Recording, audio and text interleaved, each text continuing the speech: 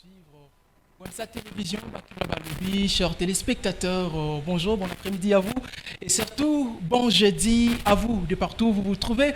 Alors, nous sommes Bakina Balobi Télévision, OMSA TV, comme vous êtes habitués bien sûr, et c'est votre humble serviteur Ézéchiel Moudi Congo Taloula et c'est votre émission Temps du Peuple. Temps du Peuple, c'est une émission que nous avons mis pour vous permettre à vous, très chers aimables téléspectateurs, de partager bien sûr vos connaissances avec ceux qui aimeront bien savoir, c'est pas seulement pour les politiques, mais aussi les entrepreneurs, tous ceux qui ont un savoir à partager avec les autres. Alors, vous êtes le bienvenu sur ces plateaux du Temps du Peuple.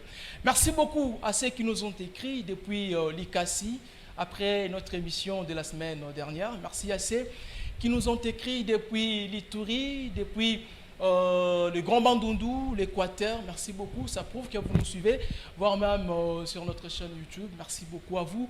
Et comme d'habitude, nous vous promettons de faire mieux pour que vous vous retrouviez dans les différents sujets ou différentes thématiques que nous choisissons. Alors, par votre demande, nous avons jugé aujourd'hui de parler de notre pays, le Congo, la RDC. Est-ce qu'il est possible d'avoir un Congo nouveau, un Congo où tous les Congolais rêvent à voir, un Congo où chacun de nous, bien sûr, Congolais que nous sommes, sera en mesure d'obtenir dans son coin respectif ce qu'il a besoin d'avoir. Alors, ces Congos-là, est-il possible de l'avoir?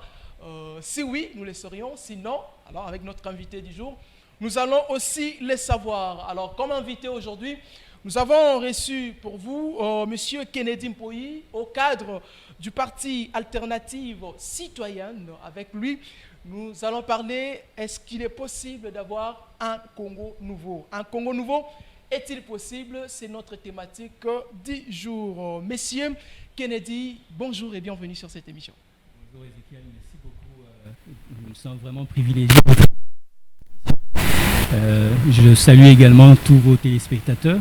Je suis heureux d'être ici pour partager sur ce thème et donner ma pierre à l'édifice. Très bien. Allez, je crois que c'est la première fois que je vous reçois. Déjà, quand vous regardez notre pays, qui est la République démocratique du Congo, est-ce que le Congo, on peut dire, a une chance d'avoir ce qu'il a aujourd'hui à la tête étant dirigeant?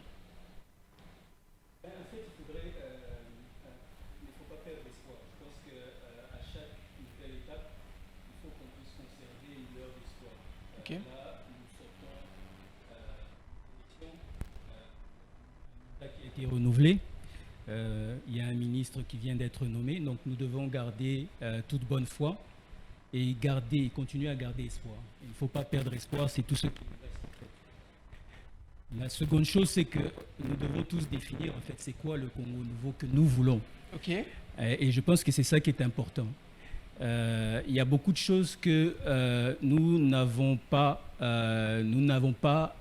discuté ou organisé qui font en fait que nous tournons en rond. Parce que justement, il y a des crises de légitimité, par exemple, sur lesquelles nous ne sommes jamais arrêtés. Il y a par exemple des besoins du peuple essentiels, comme l'eau et l'électricité, sur lesquels nous ne sommes jamais arrêtés. Donc, nous avons des éléphants blancs. Et quel est le Congo nouveau que le peuple désire vraiment réellement? Et je pense que c'est sur ces choses-là de base qu'on devrait s'attarder avant de pouvoir passer. On va y arriver, on va y arriver. Monsieur Kennedy, est-ce que l'on peut dire que la République démocratique du Congo est développée, sous-développée, ou la RDC n'est pas développée, selon vous? Et c'est là où il faut encore qu'on établisse pour nous ce que sont les critères de développement. Okay. Si on regarde à l'international, parce qu'on se compare souvent aux pays étrangers, pour nous, le développement, c'est peut-être des routes, ou c'est peut-être des immeubles, c'est peut-être des infrastructures. Mais que penser de la santé pour tous? Que penser de salaires décents? Que penser de la pauvreté, de l'indice de pauvreté? Je pense que ce sont ces choses-là qui définissent en fait le développement en fait. Si une personne est capable de se lever et de prendre soin de sa famille, okay, Je pense que ça, c'est un critère de développement. Et on a échoué, je pense, à ce niveau-là. La plupart des gens ne sont pas à même de pouvoir subvenir à leurs besoins. Et moi, je pense que c'est au départ le premier critère de développement sur lequel on a échoué. Donc, en quelque sorte, on peut dire que la RDC n'est pas développée. Absolument pas, on n'est pas développé. On a des éléphants blancs, parce qu'on l'a vu, on a des immeubles, des infrastructures, mais à quoi sert de construire de nouvelles écoles si les enseignants qui sont déjà dans les anciennes écoles ne sont pas payés? À quoi sert d'avoir des nouveaux établissements si les fonctionnaires au départ ne sont pas payés? À quoi nous sert d'organiser les Jeux de la francophonie si en bout de ligne on ne se retrouve pas, ou on se retrouve endetté en plus? Donc il faut qu'on redéfinisse nos critères de développement. Et c'est ça qui est l'un des problèmes du Congolais, je pense, c'est on aime paraître. Mais on gagne, aime paraître, mais on aime pas paraître. Okay. Et avoir des éléphants blancs comme des immeubles, des infrastructures, ça n'aide pas le peuple. On peut parler de tout ce qu'on a construit, de tout ce qu'on a établi, du programme des 145 territoires. La gratuité de la maternité, la gratuité de la maternité, gratuité de l'enseignement, mais de base en fait. Oui, mais en bout de ligne, si on fait le bilan par exemple, et qu'à chaque année on nous dit nous n'avons pas pu, qu'un gouvernement nous dise son bilan n'a pas pu, il n'a pas réussi à faire ce qu'il devait faire à cause de la guerre dans l'Est. C'est un signe d'impuissance. C'est-à-dire que le gouvernement est impuissant voilà. d'assurer la sécurité des Comment est-ce qu'année après année, mandat après mandat, on invoque toujours la même raison? Que nous n'avons pas réussi à faire ce que nous pouvions faire ou ce que nous devions faire parce qu'il y avait l'effort de guerre pour la guerre dans l'Est. Mais sans ignorer, vous savez que dans l'Est de la RDC, il y a quand même une guerre qui est imposée par le Rwanda, soutenue par plusieurs autres pays du monde. Et ça, je suis d'accord. Mais pourquoi on ne s'attarde pas justement à endiguer cette guerre une fois pour toutes? Pourquoi ça ne s'arrête pas? Et c'est pour ça que maintenant, les détracteurs de notre gouvernement, qui disent que c'est quelque chose qu'on entretient année après année, commencent à avoir raison. Pourquoi est-ce que nous ne sommes pas à même d'endiguer une rébellion dans l'Est, que ce soit par la voie diplomatique ou par la force? Pourquoi ça ne s'arrête pas? Ça fait combien de temps que ça dure? Combien de temps que ça dure? Maintenant, comment est-ce qu'on accède au développement si on maintient une situation comme celle-là? C'est-à-dire que la situation sécuritaire de l'Est est aussi l'une des causes qui ne permet pas à la RDC de subir un développement que tous les Congolais attendent. Et c'est ce que le gouvernement nous dit, nous répète à chaque année, que l'une des raisons pour laquelle ils ne sont pas à même d'établir leur programme, c'est à cause de la rébellion qu'il y a dans l'Est. Parce que tous les efforts et tout le budget sont investis là-bas. Mais il y a une contradiction. Okay. Malgré le fait que nous avons une guerre et une rébellion qui est soutenue par le Rwanda dans l'Est, okay, nous étions à même de pouvoir organiser ici les Jeux de la francophonie. Je ne me souviens pas des chiffres, mais on parle de centaines de millions de dollars investis. Et à la fin, un scandale. C'est dans les 300 et quelques millions de dollars pour l'organisation de ces 9e Jeux de la francophonie, quelque chose du genre. Mais à la fin, on se rend compte qu'il y a un scandale qui sort, on se dit non, mais il y a de l'argent qui a été détourné. Pourquoi ne pas, et c'est là où on devrait voir nos priorités. Est-ce que, et je me mets à la place du fonctionnaire, okay, on est capable d'investir 300 millions pour des Jeux de la francophonie, mais on n'est pas capable de payer mes arriérés de salaire. J'ai des enfants que je ne peux pas envoyer à l'école, malgré la gratuité, mais on y reviendra. Je ne peux pas, je dois me soigner moi-même parce que si je vais à l'hôpital, j'ai peur qu'on me rançonne. Je respecte beaucoup la fonction des médecins et du personnel soignant, mais eux aussi, ils n'ont pas d'autre choix. Tout ça, ce sont des facteurs il faut qu'on revienne à nos priorités, qu'on définisse c'est quoi nos critères de développement en étant réaliste. Okay. Vous savez, moi, je suis et de bonne foi, hein, je fais confiance Et à chaque fois qu'on entre ou on ouvre une nouvelle page de notre histoire, je garde espoir que les choses vont changer réellement. Mais je pense qu'il faut qu'on puisse être un peu plus humble. Pourquoi ne pas avoir un programme du gouvernement comme eau et électricité ou santé pour tous? Pourquoi est-ce qu'on s'éparpille un peu partout? On va faire les 145 territoires, on va faire ceci, on a tel projet, puis on se retrouve à la fin qu'on n'accomplit rien parce qu'on est éparpillé par plusieurs projets dans lesquels les gens souffrent ou le peuple souffre parce que les gens détournent de l'argent. Et on est très heureux que sous le quinquennat passé, l'inspection générale des finances oui. a aidé à ce qu'on puisse justement mobiliser beaucoup plus de ressources et essayer d'endiguer justement la plupart des détournements qui se font. Mais on est encore loin du compte. On est encore loin du compte. Et le peuple, justement, attend de notre gouvernement un peu plus de direction. Il ne faut pas qu'on soit éparpillé, qu'on s'éparpille, on se dit non. Ne regardons pas à l'extérieur, mais qu'est-ce qu'on peut faire à notre niveau pour que le peuple se retrouve? Moi, un critère de développement, ça serait que les enfants, effectivement, que tous nos enfants ne traînent pas dans les rues ou deviennent des koulounas, mais arrivent à aller à l'école à cause de... Mais quand même, il y a la gratuité de l'enseignement. Les enfants partent à l'école, on ne doit pas l'ignorer. Est-ce que vous avez fait le tour et c'est effectif? Nous avons la chance de rencontrer les gens, de vivre avec les gens. Et certains se plaignent. Ce n'est pas effectif partout. Ce n'est pas effectif partout. Il y a toujours une contribution des parents et on ne peut pas les en vouloir. Mais ce n'est pas effectif partout. Sinon, si c'était effectif, pourquoi est-ce que la police doit ramasser ces jeunes gens dans les rues qu'on appelle les koulounas? Mais moi, ce n'est pas l'État qui demande à ces jeunes gens de fréquenter des rues. Ah, c'est-à-dire il y a des sectes qui ne veulent pas aussi étudier. Non, en fait, c'est et c'est là où il faut... ce phénomène-là, et parfois je rencontre des enfants qui sont loin de leur maison. Et je leur dis, mais je vous les rencontrer dans la rue, ils vous demandent un peu d'argent. Et je leur ai dit, mais rentre à la maison. Et il vous regarde et il est interpellé. Il sait qu'il y a une maison. Il se rend compte que oui, effectivement, je peux rentrer à la maison. Mais il n'y a rien à la maison.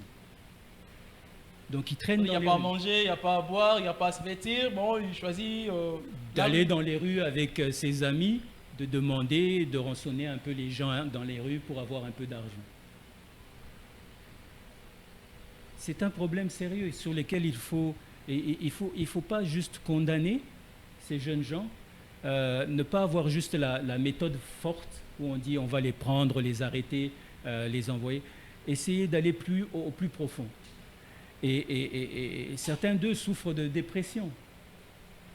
Ce sont des gens qui ont des problèmes mentaux sérieux et peut-être sur lesquels on devrait s'arrêter. Très bien. Alors, Monsieur Kennedy, on peut compter 5 présidents depuis 1950, quelque chose déjà, jusqu'à nos jours. On a parlé on a Joseph Kasavubu qui était le tout premier, Joseph Mobutu, on a réussi, Mzee, par la rébellion, Kabila est venu, et après aujourd'hui nous avons le président Félix. Est-ce que parmi les 5 présidents passés, en fait parmi les 4 présidents passés, le président Félix est le 5e aujourd'hui, est-ce qu'il n'y a pas eu un seul président où on pouvait dire qu'il avait la possibilité ou cette facilité de rendre, de donner aux Congolais un Congo meilleur, un Congo où le monde entier allait respecter? Je pense que peut-être les autres époques, moi je ne les ai pas vécues. Mais je vais par rapport à parler. l'histoire de la RDC. Je comprends un peu c'était quoi le contexte d'avant. Mais moi, je pense qu'il repose à notre président actuel, président Félix, de pouvoir justement imprégner ce changement que nous attendons. Et c'est lui, en fait, maintenant, présentement, et pour le futur, qui peut faire la différence. Et c'est pour ça qu'on attend beaucoup de lui sur ce quinquennat. Nous sommes tous heureux que son mandat a été renouvelé, Mais nous attendons beaucoup de lui. Et je sais, il faut avoir les épaules larges parce que ce n'est pas facile. Ok. Le Congo, c'est un pays complexe. Mais nous attendons de lui qu'il imprègne ce changement que nous n'avons pas vécu depuis longtemps. Et en fait, c'est sur lui que repose la facture de toutes ces années d'histoire. C'est-à-dire la possibilité qu'on ait un bon Congo, il y en a, Oui. mais le président Félix doit s'impliquer. Ça repose sur lui maintenant. Parce que ceux qui étaient là avant ont eu leur bilan, mais aujourd'hui, il a l'opportunité de mieux faire. Et c'est sur lui, en fait, que reposent tous nos espoirs. Et nous attendons beaucoup de lui. Je pense que le Congo nouveau que nous attendons, c'est lui qui peut l'amener. C'est lui qui peut l'amener. On peut dire que les dirigeants congolais aiment notre pays. Après tout ce qu'on peut analyser aujourd'hui, sans ignorer, je vais vous rappeler un petit moment, en Ituri, la province de l'Ituri, Oui. c'est l'une des provinces aujourd'hui qui semble être oubliée, Oui. mais il y a les groupes rebelles de la Codeco. Au moment où je vous parle, aujourd'hui nous sommes jeudi 11 avril, Oui. les matins, Mhm. il y a un soldat Mhm. de FARDC qui a été tué par ces groupes rebelles de la Codeco qui sont de la communauté Lendu. C'est-à-dire là-bas, ce sont des communautés, ce sont nos frères à nous Oui. qui tuent d'autres frères. Voilà. C'est-à-dire les Lendu se sont transformés en rebelles, je ne parle pas de tous les Lendu bien sûr, Oui, oui. quelques Lendu se sont transformés en rebelles de la Codeco, Oui. tuent beaucoup plus d'autres communautés, par exemple des Ema qui sont plus des victimes, les Ndonkebu, les Balou, Banyali, Bambisa, c'est-à-dire ce sont les communautés victimes de ces coins. Alors sans ignorer M. Kennedy, l'Ituri c'est une province qui est sous l'état de siège. Mais aujourd'hui, on continue de voir et les soldats et les habitants, et encore, on peut dire la population de ce coin-là être massacrée par les groupes rebelles de la Codeco sous l'œil de l'état de siège, la MONUSCO est là-bas et il n'y a pas d'intervention. On peut dire aujourd'hui que le Congo peut changer, surtout ce coin du pays-là peut espérer en voyant le gouvernement central et le gouvernement de l'état de siège rester calme, c'est comme si rien n'était dans ce coin du pays, M. Kennedy. En fait, il faut rétablir l'autorité de l'État. Ça ne peut pas, ce qu'on dit en anglais, un no man's land. Ça veut dire que là-bas, ce sont des groupes ethniques qui font la loi ou des rebelles qui font la loi. Non, il faut rétablir l'autorité de l'État. Et ça, c'est une des conditions sine qua non pour rétablir la paix. L'État doit rétablir son autorité sur tout le territoire congolais. On ne peut pas arriver dans un endroit où des gens s'imposent ou créent des rébellions, se lèvent pour aller contre une autre ethnie. Non. Il faut que l'État congolais rétablisse son autorité sur tout le territoire. Il ne doit pas avoir un coin de la République Ok. qui échappe au pouvoir de l'État. Le pays est vaste, complexe, oui, mais on l'a vécu dans le passé, ces choses-là. C'est le même Congo qui a existé avec Qui a existé, Kasavubu, Lumumba, auparavant. Mzee, Kabila, et c'est le même Congo qui continue d'exister. Qui continue d'exister. Donc, cette autorité qui avait été établie sur le Congo ou le Zaïre d'hier, on est capable de le faire et de l'établir aujourd'hui. Mais ça, c'est une des conditions sine qua non pour la paix. Il faut que l'État s'assure de pouvoir rétablir son autorité sur tout le territoire. Il ne doit pas avoir au Congo aujourd'hui un coin qui échappe à l'autorité de l'État. Où quelqu'un se lève aujourd'hui et dit non, c'est moi, tel chef qui établit la règle ici, cette ethnie est notre ennemi. Non. Il y a un autre problème. Ok. C'est celui de la cohésion nationale. Et j'étais heureux d'entendre dans le discours du président d'investiture du président de la République, où il a fait de ça sa croix. Il dit qu'il nous faut plus de cohésion nationale. Hier, il y avait un discours que l'on répétait, qu'on récitait, Papa Bo Moko, Maman Bo Moko. Oui, c'était Mobutu, je me souviens. Vous vous souvenez? Oui. Et tout le monde se retrouvait dans ce discours-là. Il n'y avait pas que quelqu'un qui... on pouvait avoir un gouverneur dans le Bas-Congo qui était d'une autre province ou ailleurs et les gens se permutaient, se retrouvaient comme ça dans le pays pour pouvoir juste consolider cette cohésion nationale. Mais aujourd'hui, le fait d'entretenir ces conflits qui nous divisent, parler du tribalisme, de ces choses qui sont maintenant beaucoup plus flagrants qu'avant.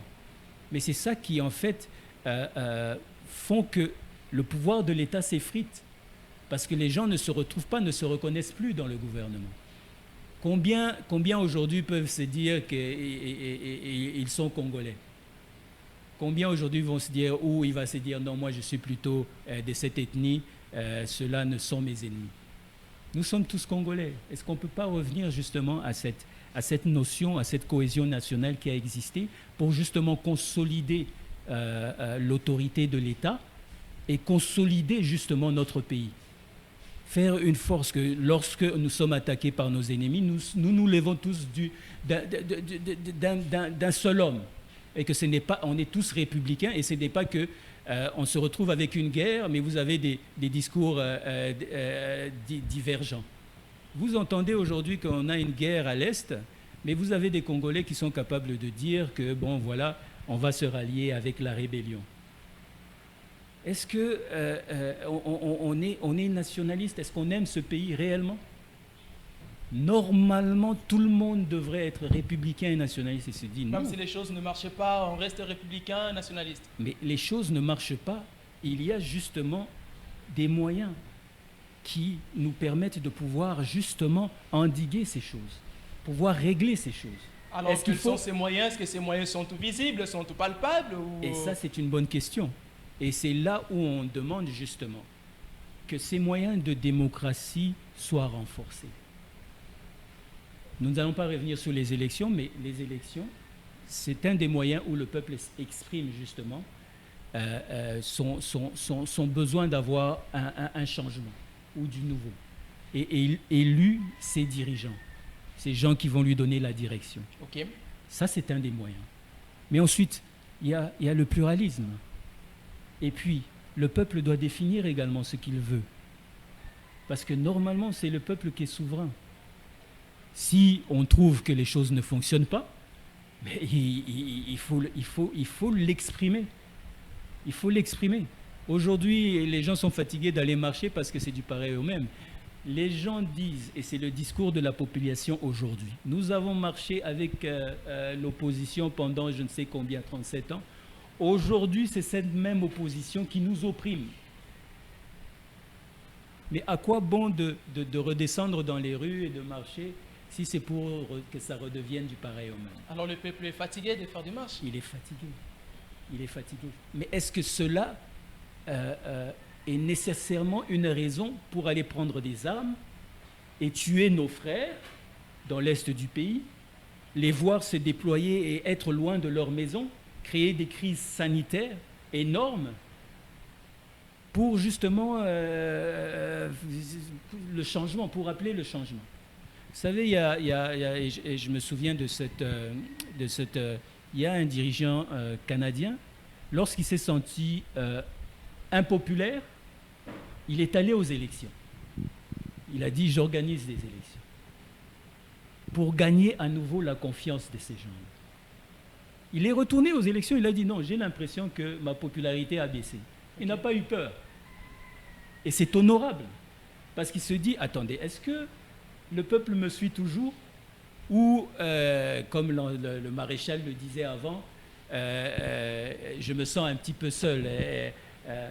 Mais les gens qui l'entouraient et son entourage ne lui disaient pas toute la vérité. Ok, il disait, président, les gens sont avec vous, ils vous soutiennent. On vous soutient. Mais lui, il se sentait en quelque sorte seul. Tout seul. Il s'est posé la question, mais est-ce que je suis tout seul? Mais vous avez des gens autour de vous qui vous confortent dans votre position, qui vous disent, non, ne vous inquiétez pas, les choses vont bien.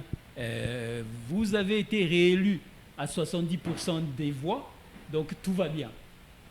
Mais la réalité est tout autre. Et c'est honorable pour les dirigeants de se remettre en question, de retourner vers ce peuple et de dire, attendez, qu'est-ce qui ne va pas? Est-ce que nous ne pouvons pas discuter? Et je pense que c'est comme ça qu'on arrive à changer les choses, pas en prenant les armes. Très bien. Est-ce que le Congo, on peut dire que la RDC est un pays riche, est une nation, comme les gens le disent, potentiellement riche, M. Kennedy? Est-ce qu'on peut l'accepter? Aujourd'hui, on peut faire croire aux Congolais que le Congo, c'est un pays riche. Non, mais riche en quoi? Je pense, et c'est là encore, pour moi, la richesse a a une autre connotation. Ce n'est pas les choses que, oui, potentiellement, oui, on est riche. On a les minéraux, on en parle tout le temps. Riche en quoi? C'est ça le problème, monsieur oui. Kennedy. Mais il y a plus de richesse à voir que nos enfants reçoivent une bonne éducation. Parce que c'est l'avenir de demain. Okay. Il y a plus de richesse à voir que nous avons un pays ou un territoire qui est dans la paix. Il y a plus de richesse à voir que un père de famille est capable de pouvoir subvenir aux besoins de sa famille. Il y a plus de richesse à voir que les fonctionnaires sont payés convenablement et qu'ils ne vont pas au travail juste pour pointer et se dire, bon, vous savez, les professeurs, parfois, ils vont au travail juste pour se dire, bon, je vais recevoir ma paye à la fin. Mais même ce goût-là de pouvoir donner l'enseignement, on le perd quand vous êtes brimé, quand vous êtes sous le poids des multiples choses et auxquelles vous ne pouvez pas subvenir. C'est un poids. La richesse est ailleurs. La richesse est dans le fait que nos populations se retrouvent. Pour le commun des mortels okay. et le commun des Congolais, c'est ça la richesse. Il peut se réveiller le matin et se dire non, j'ai l'argent pour envoyer mon fils à l'école. Je laisse un peu d'argent à maman pour faire le marché. Je vais au travail, je suis rémunéré correctement. Ça, c'est de la richesse. Donc, l'or, les diamants, cuivre, cobalt, zinc, la forêt qu'on a, l'air, les eaux qu'on a, voire même le fleuve, les rivières, c'est-à-dire que ça, là, ne représente rien à ce qui concerne la richesse. Oui, potentiellement, c'est de la richesse. Mais ça rapporte quoi au commun des Congolais aujourd'hui? Toutes ces richesses-là. Et c'est scandaleux parce que quand on entend les montants qui sont détournés, les montants qui sont vous savez, je parlais justement des ressources okay. Qui ont augmenté justement à cause du travail qu'effectue l'IGF. La mobilisation des ressources qui ont augmenté. On voit les montants qui rentrent, mais on ne parle pas de la location de ces ressources. Ces montants qui sont entrés, comment ces montants sont alloués? Parce que, oui, il y a plus de ressources, mais est-ce que cela a changé le vécu du Congolais moyen? En vous écoutant parler, apparemment, c'est comme s'il y a un groupe de gens qui bénéficient de toutes les richesses de la RDC, M. Kennedy. Mais ça a toujours été le cas et ça doit changer. Ça doit vraiment changer. Je pense que dans notre pays, il faut avoir... ce qui nous manque, c'est l'humanisme. On dirait que le Congolais a perdu l'humain. On ne Il n'y a peut pas d'humanisme en RDC. Je pense on ne peut pas... Moi, j'ai même honte on ne peut pas être bien dans un château et avoir dans le coin de rue quelqu'un qui vit dans une bicoque qui meurt à cause d'une inondation parce qu'il y avait eu de la pluie. Aucune planification. Année après année, on doit toujours déplorer, lorsque la saison des pluies arrive, des morts. Et on les compte toujours par milliers. Est-ce qu'à un moment, le pays n'a pas planifié et s'est dit, regardez, pour endiguer, pour que l'année prochaine, nous ne puissions pas compter ces morts, voilà, nous devons améliorer ces infrastructures pour permettre à nos concitoyens de ne pas mourir sous les pluies. Mais non, année après année, on dirait qu'on sait... On fout de la population. On va se réveiller, on se dit, ah voilà. Voilà, la pluie est tombée, on a perdu autant de morts. Tout le monde se plaint, se lamente. Mais attendez cette période l'année prochaine. On va se retrouver avec la même situation. Mais pourquoi est-ce que dans ce pays, on ne planifie rien? Pourquoi est-ce que dans ce pays, on n'organise rien? Alors, il est impossible de planifier, d'organiser, ou c'est juste la mauvaise foi des dirigeants qui ne leur permettent pas de faire ce que les Congolais attendent? Non, nous avons des dirigeants très intelligents. Et le problème, je pense, c'est d'avoir de la bonne foi. Il faut avoir de la bonne foi. On ne peut pas s'enrichir à des millions. Quand vous entendez des gens qui détournent des 100 millions de dollars, vous n'avez pas suffisamment d'une vie pour dépenser autant d'argent. Vous n'avez pas suffisamment d'une vie pour pouvoir dépenser 100 millions de dollars. Vous allez faire quoi? Bon, vous allez acheter une maison aujourd'hui, vous achetez une autre maison demain, vous avez acheté une vingtaine de voitures. Vous ne pouvez pas rouler dans 20 voitures la même journée. Impossible. Pourquoi ne pas avoir cette bonne foi et dire non, écoutez, nous sommes des dirigeants, nous avons un peuple, pour l'amour de ce peuple, le peuple d'abord, pour l'amour de ce peuple, de cette population, pour l'amour du Congo, essayons de mieux faire. Essayons de mieux faire. Regardez à côté de nous des pays qui n'ont pas ces richesses potentielles que nous avons, mais où les gens vont et puis se retrouvent plus facilement. Mais si quand un Congolais galère, il galère. Si vous n'avez pas un moyen de vous retrouver un petit commerce ou quoi que ce soit, c'est la galère totale. Un Congolais riche chez lui, en fait, un Congolais ayant une terre bénie, une terre riche, mais n'est pas en mesure de vivre la vie heureuse, la bonne vie. Mais ceux qui n'en ont pas, les Congolais ont envie d'aller vivre chez eux. Absolument. Prenons les cas, par exemple, tout le monde veut aller au Canada, tout Congolais veut aller en France, ils veulent aller au Portugal, Dubaï. Oublions que tous ces pays-là, toutes ces nations au moins, sont ce qu'elles sont là, c'est parce que la RDC a fourni quand même des minéraux, des histoires qui construisent. Mais c'est un secret de polichinelle. Nous allons chez eux, mais eux viennent ici. Il faudrait qu'à un moment, on se rende compte et on se pose la question. Pourquoi eux viennent ici? Un riche mais pauvre chez lui. Oui. Pourquoi est-ce qu'eux viennent ici? Il faut que le Congolais se pose la question. Maintenant, pourquoi eux, quand ils viennent ici, peuvent bénéficier de certains avantages que nous, Congolais, nous ne pouvons pas avoir? Que nous, Congolais, pourquoi est-ce que nous ne pouvons pas créer des entreprises? Pourquoi est-ce que, par exemple, quelqu'un qui a une idée fondée, ne peut pas se rendre dans un cachet et dire, bon, voilà, regardez, ça c'est mon idée, est-ce que vous pouvez me soutenir?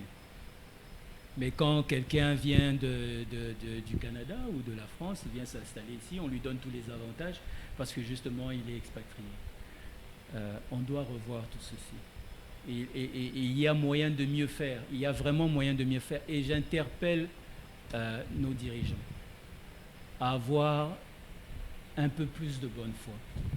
Cet amour qu'ils déclarent lorsque, on le voit, lorsque les élections se sont déroulées, les gens passent et on fait miroiter le peuple. On lui fait des promesses, on lui dit voilà et tout ça. Mais le peuple n'est pas dupe. Et il s'est dit non, on leur avait voté la magistrature passée, puis on ne les a jamais revus. Mais ils sont revenus, puis voilà. Il y a moyen de mieux faire. Il y a eu un temps où ils se sont enrichis. Pourquoi maintenant ne pas s'abstenir et faire mieux pour le bien-être du Congo? Le développement du Congo dépend de ses dirigeants ou de la population? Chacun a sa responsabilité. Et je pense que la responsabilité de la population est beaucoup plus grande. Ça veut dire dans le choix de ses dirigeants, le choix des dirigeants repose sur la population. Le choix des dirigeants repose sur la population. Donc ces dirigeants qui sont là, c'est un choix que nous, en tant que peuple, nous devons assumer. Mais encore là, si nous ne sommes pas contents des dirigeants que nous avons, nous pouvons protester. Nous avons les moyens de pouvoir leur dire nous ne sommes pas contents de la manière dont les choses fonctionnent et il ne faut pas baisser les bras. Alors cette population doit accepter encore de faire des marches, mourir après et puis partir comme ça. Parce qu'aujourd'hui, vous êtes sans ignorer, le 20 décembre de l'année passée, on a passé aux élections. Mais quand même, il y a eu des personnes qui sont aujourd'hui au Parlement, que la population regrette, la population ne reconnaît pas d'avoir choisi comme dirigeant. Mais au moins, ces gens-là sont là-bas. Alors la population, que doit-elle faire pour que ces gens qui disent que c'est la population qui les a envoyés, mais en réalité, ce n'est pas cette population qui les avait envoyés au Parlement. Cette population a la possibilité de faire quitter ces gens-là là où ils sont aujourd'hui. Mais en fait, c'est ça, c'est que nous avions, il y a des droits de recours et je pense que constitutionnellement, on pouvait faire des recours jusqu'à un certain moment. Et c'est là où je me dis que la population a baissé les bras. On ne doit pas perdre espoir. Il faut absolument que nous demeurions conscients, parce que justement, nous n'avons qu'un seul Congo. Il faut absolument que la population continue à se battre et soit debout, alerte, et soit avisée, et observe, contrôle, surveille les actions du gouvernement et s'impose. C'est la population qui est souveraine.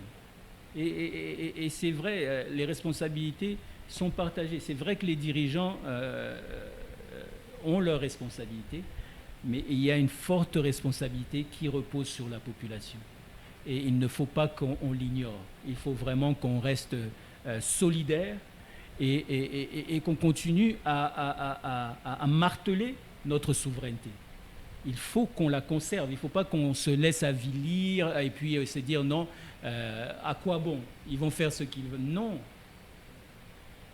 La chose que vous dites où la population va marcher, on va sûrement tuer des gens, c'est inacceptable. Constitutionnellement, la population a le droit de revendiquer ses droits. Mais à chaque fois où il y a des marches, il y a toujours mort d'homme. C'est ça le problème. Et c'est inacceptable. C'est inacceptable. Il ne doit pas avoir, pour une revendication qui est légitime, parce que parfois il y a des récupérations politiques. On peut voir peut-être qu'une personne veut s'approprier une certaine marche pour des raisons politiques. Mais toute revendication légitime de la population ne doit pas faire l'objet de ce genre d'opposition. C'est impossible. Les marches et les revendications de la population devraient être encadrées par la police. Devraient être encadrées par la police. Et j'appelle la population à ne pas baisser les bras. Il faut continuer à garder espoir. Et il ne faut pas baisser les bras. On n'a qu'un seul Congo. Sinon, chacun de nous va aller ailleurs. Puis on peut laisser le pays au M23 et aux autres. Et voilà. Voilà. Chaque Congolais doit s'impliquer pour le développement de ces beaux pays, pour le développement de cette nation qui est une nation qui fait trembler plusieurs autres. La RDC, moi je l'ai toujours dit, c'est une nation que Dieu a potentiellement tout donné. La RDC a tout ce que le monde cherche, mais sauf que le monde n'a pas tout ce que la RDC a. Donc, sans d'autres pays du monde, moi j'ai tendance de le dire, la RDC va survivre, la RDC va vivre. Mais sans la RDC, plusieurs pays du monde ne seront pas en mesure d'être ce qu'ils sont aujourd'hui. Donc, chaque Congolais doit avoir cette connaissance avec lui. Chaque Congolais doit savoir que le Congo a besoin des dignes fils de ce pays. Lumumba, souvenez-vous, c'est aussi un Congolais qui avait moins de 40 ans et qui avait au moins accepté de se sacrifier pour qu'aujourd'hui, qu'on ait même l'opportunité de tenir ce micros. Parce qu'on ne sait pas à l'époque c'était comment. Je ne sais pas. Monsieur Kennedy, y a-t-il des voies aujourd'hui pour que la RDC subisse en développement? Il est possible, y a-t-il des voies? Oui, absolument. Et ça compter aux expatriés, en fait. Oui, absolument. Et je pense qu'on va dans la bonne direction. Mais l'une des choses qui est maintenant qu'on est en train d'établir le nouveau quinquennat, il faut que le président a fait un discours avec son programme global. Okay. Il appartient au gouvernement maintenant de pouvoir attacher à ce discours global les détails de comment est-ce qu'ils vont s'impliquer pour justement amener ce programme et lui donner vie. Maintenant, il faut que le gouvernement puisse nous donner les indices, les indices qui vont nous permettre de pouvoir justement évaluer leur travail. On ne veut pas qu'on interpelle un ministre à l'Assemblée nationale juste pour un détournement ou des cas de fraude ou des choses comme ça. Non. Nous voulons pouvoir les interpeller pour leur dire, mais regardez, sur ce que vous deviez faire, vous n'êtes pas arrivé à accomplir telle chose. Okay. Qu'est-ce qui se passe? Est-ce que vous êtes en voie de pouvoir arriver à cet objectif? Pourquoi est-ce qu'on est à la traîne? Nous voulons avoir des indicateurs, des indices sur lesquels nous allons pouvoir évaluer le travail du gouvernement. Et l'une des choses que le président a d'ailleurs annoncé, c'est que lorsqu'il a dit que la justice congolaise est malade. Et je pense que c'est d'ailleurs une voie pour le prochain ministre de la Justice pour appeler aux États généraux de la justice. Appeler aux États généraux de la justice, rassembler les acteurs, pas seulement les acteurs, mais la population également. Okay. Et puis se poser des questions, mais qu'est-ce qui se passe avec notre justice? Comment est-ce qu'on peut revenir à une justice saine et au secours et au service de la population? Et je pense que ce sont des étapes qui vont nous permettre de pouvoir partir sur de bonnes bases. Est-ce que l'on peut pas entrer dans ce quinquennat et aller tout de suite à 145 territoires où on va construire ceci et cela? Non, non, non. Est-ce qu'on ne peut pas s'arrêter un moment, dire voici comment est-ce que nous, l'action du gouvernement, pour pouvoir donner vie au programme du président et celui-ci, et voici les indicateurs sur lesquels vous allez pouvoir évaluer l'action du gouvernement. Pas seulement le Parlement, okay, mais que moi aussi je sois capable de pouvoir avoir une publication du ministère du Plan et dire ah voilà, c'est ça que le plan va faire pour le pays, puis m'arrêter avec mon bic rouge à un moment et dire au ministre mais attendez, vous aviez dit que vous feriez ceci, on est à mi-mandat, vous n'avez rien fait de ce que vous aviez promis, qu'est-ce qui se passe? Et je pense que quand on a des manières et des moyens, des résultats tangibles sur lesquels on peut évaluer l'action du gouvernement, ben je pense que ça va nous permettre de pouvoir aller sur de bonnes bases. Et je pense que c'est ça qui nous manque en fait. Ici au Congo, on n'a pas de prévention, on n'a pas de planification, on n'a pas d'organisation. On se lance dans des grands projets qui sont louables, mais qui ne bénéficient pas à la population en soi. Est-ce qu'on ne peut pas revenir à la base? Je pense que pour moi, ça serait ça qui nous permettrait de pouvoir aller plus loin. C'était une erreur pour la RDC d'avoir son indépendance en 1960? Non, non, absolument pas. Oui, c'est vrai que les avis sont partagés sur la question. Mais vous savez, quand je prends l'exemple d'un esclave, quand un esclave se sent à bout, il faut absolument que les chaînes tombent. Comprenez? Donc si à ce moment-là et en ce temps-là, les populations brimées se sont senties que c'était le moment de pouvoir sortir de cet étau, c'était justifiable. Oui, mais qu'est-ce qu'on a fait en fait de cette indépendance? C'est ça la question. Qu'est-ce qu'on en a fait? Oui, c'est vrai. Est-ce que vous vouliez qu'on reste sur... Est-ce qu'il fallait rester sous la colonisation? Non. L'indépendance, c'est bien, mais qu'est-ce qu'on en a fait? Ça représente quoi pour nous exactement? Et voilà, c'est d'ailleurs la question qui allait suivre. Ouais. Parce qu'aujourd'hui, la RDC est un pays indépendant, mais continue de subir des injustices. Apparemment, on doit écouter X parler pour qu'on prenne des décisions. Souvenez-vous de la situation, bien qu'on en a parlé, de l'Est.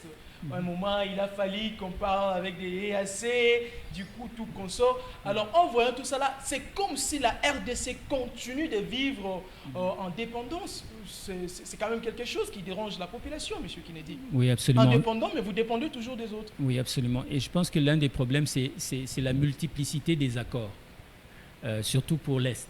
Il y a l'accord d'Addis Abeba, il y a l'accord de... il y a cette multiplicité d'accords qui font qu'en fait, lorsque notre pays veut se lever, ça crée un conflit. Okay.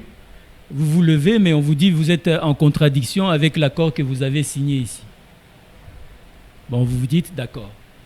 Ensuite, vous allez à la négociation, mais on dit, mais vous êtes en désaccord avec l'accord que vous avez signé ici. Cette multiplicité d'accords doit être revue. Il faudrait qu'on s'impose à un moment, on dit, bon, c'est notre pays, revenons, mettons tous ces accords sur table, on les revoit un par un. Ceux qui nous bénéficient, on les garde. Ceux qui sont à notre détriment, on les abolit. On ne peut pas... Donc, il est possible d'abolir les accords qui ne permettent pas à la RDC d'évoluer. Mais absolument, il faut juste les rappeler, faire revenir toutes les parties, leur dire non, revenez. On s'assied sur une table, on va rediscuter ces accords. Tous les accords se discutent. On va les rediscuter pour qu'on fasse des accords qui, justement, nous bénéficient. Comment est-ce que vous pouvez comprendre qu'une partie de notre territoire soit en proie à des accords qui sont à notre détriment? Ça doit s'arrêter à un moment.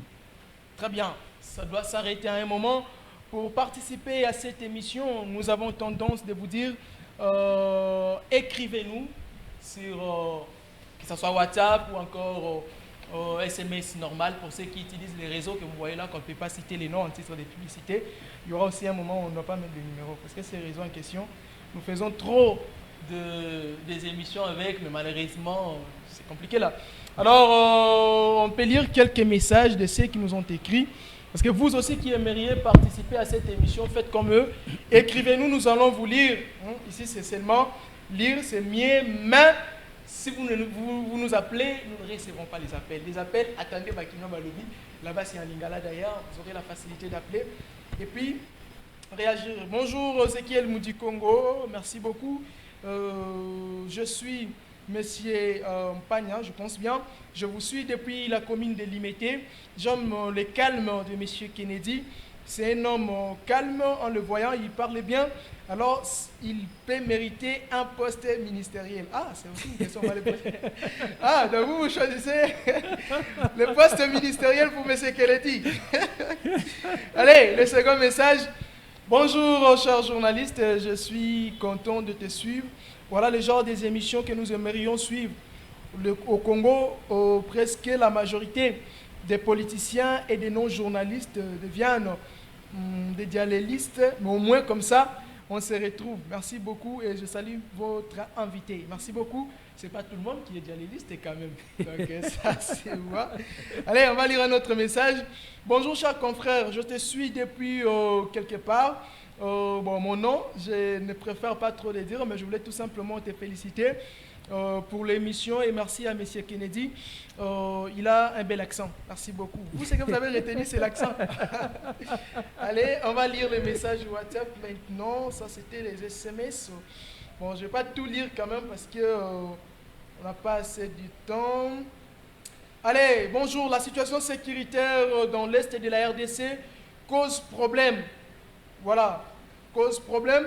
Moi, personnellement, je voudrais vous poser cette question ici. Est-ce que le président de la République sait que le Congo, c'est partout?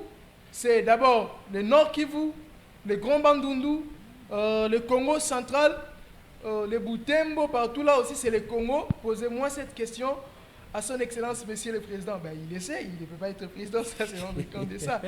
Allez, bonjour, ton du peuple. Nous voudrions tout simplement savoir, le président de la République est où?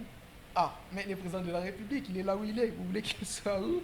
Cette question-là, il faut quand même la poser à ceux qui sont à la présidence. Allez, les tout derniers messages qu'on va lire. Bonjour, je suis très content de vous suivre cet après-midi. Merci beaucoup à M. Kennedy. Merci pour plus d'éclaircissements à tout ce qu'il a dit. Que Dieu vous bénisse abondamment. Ezekiel, merci. J'ai toujours été content de te voir à la télé, mon pote. Courage. Merci beaucoup à vous. Pour ceux qu'on n'a pas lu les messages, excusez-nous, nous ne sommes pas quand même obligés de tout lire, mais on fait l'effort parce qu'on court derrière le temps. M. Kennedy, aujourd'hui, si le gouvernement qui sera constitué par Mme Judith Toulouka, Madame Judith vous appelez pour vous confier une tâche. Étant l'un des ministres qui seront nommés, vous accepteriez de travailler avec elle ou vous refuserez? Non, absolument pas. Et je pense que ce qui nous manque à nous, cette génération, qui n'ont pas ce genre d'ambition que les générations passées ont, de pouvoir s'enrichir, Ok. de pouvoir, disons, on se dit la vérité. Les gens courent à la mandature pour avoir une maison, pour avoir une voiture, Ok. pour recevoir l'argent, le salaire du député et des choses comme ça. Mais nous sommes cette nouvelle génération de politiciens qui n'ont pas cette ambition-là. Pour nous, ce qui est plus important, c'est l'humain. Nous mettons l'humain au centre de notre politique. Nous voyons la population avant tout. Et ça nous prend des mandats. Ça nous prend de pouvoir travailler pour montrer et donner l'exemple de quelque chose qui est différent. Très bien. Quelque chose que les gens n'ont peut-être pas perçu. Et parfois, vous pouvez prêcher par l'exemple. C'est vrai que les gens, on parle, on dit, mais peut-être que quelqu'un qui voit un député qui fait les choses différemment se dit non, il y a moyen de mieux faire. Peut-être que je peux prendre et suivre son exemple. Et peut-être qu'on peut contaminer la plupart des députés et amener les gens à avoir une plus grande conscience et amener ce genre de changement. C'est en fait pour ça qu'on milite. Nous n'avons pas ces vieilles ambitions qui est juste s'enrichir. Comme je vous le disais tout à l'heure, on n'a pas suffisamment d'une vie pour s'enrichir. Il y a mieux à faire. La vraie richesse, la population vous le rend. Vous savez, moi, je suis souvent étonné. Le matin, les mamans, le bien que vous faites pour la population, ils vous le rendent. Et c'est là où est la richesse. Les mamans peuvent passer devant chez moi le matin et puis me laisser du pondou. Très bien, allez, nous sommes à la fin, M. Kennedy. Oui, nous sommes pratiquement à la fin pour aujourd'hui. Oui. Un dernier mot et puis un petit commentaire par rapport à l'émission Temps du Peuple. Mais écoutez, moi c'est un privilège d'avoir été invité sur votre émission. Merci. Je salue d'ailleurs maman qui est à la caméra. Oui. Irène Bamoué. Oui, je pense que ça c'est la première fois que d'être sur un plateau et de voir une maman derrière la caméra. Okay. En tout cas, je vous félicite et je vous encourage. Merci beaucoup. Mon mot de la fin encore, c'est d'interpeller nos dirigeants à mieux faire. De leur demander de prendre conscience et de perdre cet esprit égoïste qui fait que nos populations sont dans le désarroi et dans le désespoir à l'Est et nos populations sont appauvries sur tout le territoire. Très bien. Voilà, merci beaucoup à vous qui nous avez suivis. Nous sommes pratiquement à la fin de cette émission. Merci à la grande équipe qui nous a accompagnés, Omega Bazola à la réalisation et régie finale de cette émission. Irène Bamoué qui était derrière nos diverses caméras. Merci beaucoup à Irène, bien que nous sommes au mois d'avril, le mois de la femme est déjà passé. Merci à tous ceux qui nous ont suivis, à notre directeur général Paul Toussoua. On se donne rendez-vous pour le jeudi prochain à 14h. Et puis à 2h.